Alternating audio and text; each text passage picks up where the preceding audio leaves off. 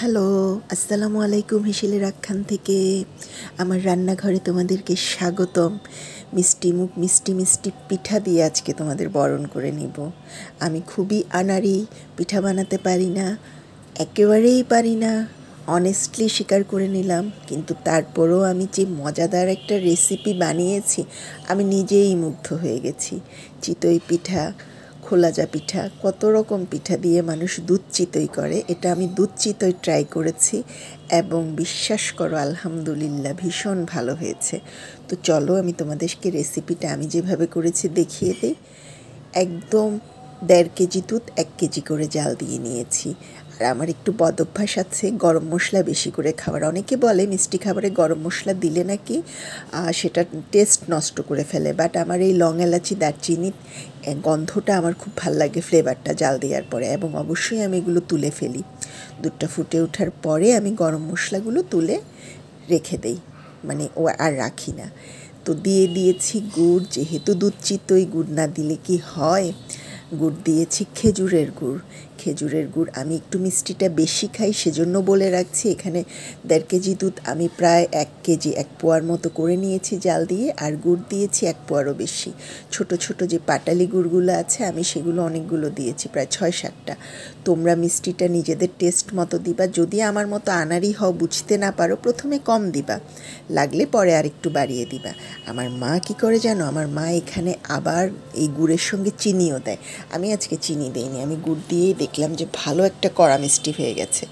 তো অনেকে আবার বলে যে গুড়টা পরে দিতে দুধ নাকি ফেটে যায়, বাট এই গুড়টা ভালো ছিল, দুধ ফাটেনি। আর আমি চালের গুঁড়ি ভিজিয়ে রেখেছিলাম সারা রাত। সকালবেলা আমি ছোট ছোট করে চিতই পিঠা বানিয়ে নিয়েছি। একটা নারিকেলের অর্ধেক কুচিয়ে রেখেছিলাম। চিতই পিঠাগুলো একটু পাতলা হয়ে গেছে ডিয়ার, বিকজ আমি তো ভালো রাঁধুনি না, মানে ভালো আমি পিঠা বানাতে পারি না, আমি প্রথমেই তোমাদেরকে বলে নিয়েছি। তো কিন্তু পিঠা দেখেছ, মানে পিঠেগুলো কিন্তু চমৎকার হয়েছে, যদিও আর একটু মোটা মোটা হলে মনে হয় ভালো হতো। তারপর দুধটা যখন নামিয়ে ঠান্ডা করে নিয়েছি, এরপরে পিঠের গুলো দিয়ে দিয়েছি দুধের মধ্যে। দুধটা যখন ঠান্ডা হবে আর পিঠেটা যখন ফুলে উঠবে, তখন এটা খেতে মজা হবে। 1.5-2 ঘন্টার মধ্যে হয়ে যাবে। তোমরা তাড়াতাড়ি খেতে চাইলে ফ্রিজে নর্মালে রেখে দিতে পারো, যেহেতু দুধটা ঠান্ডা করে দেয়া।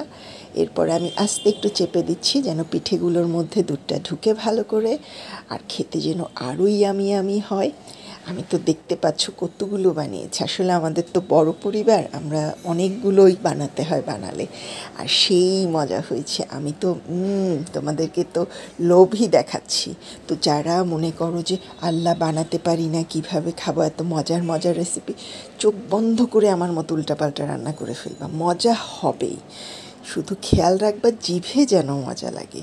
এরপরে দিয়ে দিচ্ছি নারিকেল বেশিরভাগটাই দিয়ে দেব, অল্প কিছু রেখে দিয়েছি যখন সার্ভ করব তার উপরে দেওয়ার জন্য। ব্যাস আমার কাজ শেষ, ডিশও রেডি। এটা এখন রেখে দিব ঠান্ডা হওয়ার জন্য একটা প্লেসে। এরপরে নর্মাল ফ্রিজে বেশ কিছুক্ষণ রেখে তারপর সবাই মিলে আলহামদুলিল্লাহ করে খেতে বসবো।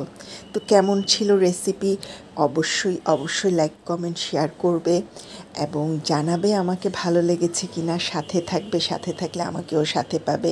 আমার ইউটিউব চ্যানেলও হেসেলের আখ্যান নামে সাবস্ক্রাইব করবে।